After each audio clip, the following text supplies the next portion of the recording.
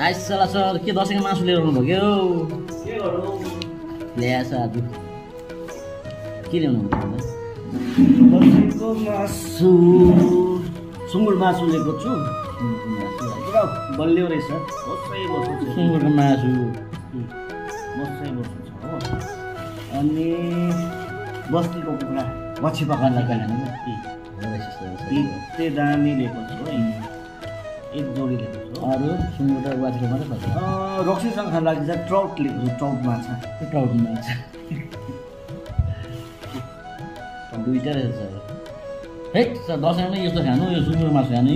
यो वाचिपा खानु यो के हो अरे ट्राउट अरे ट्राउट अरे हेर्नुहोस् त गाइस ट्राउट